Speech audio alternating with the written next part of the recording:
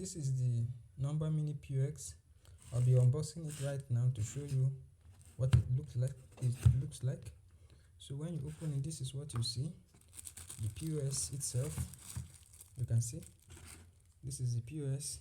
It has the registered MTN SIM by number, so you don't need to worry about SIM card for network connection. This is the manual. This is the guide on how to use it. These are the stickers, the number sticker.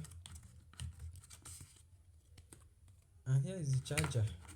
The cable is a type C cable. You can connect it to your mobile phone charger to charge the device. So this is how it looks like. This is what is inside the nomba mini POS, the manual and the SIM card. This is the SIM card, and here is the POS itself. This is the back. As you can see, it's just 20,000 naira.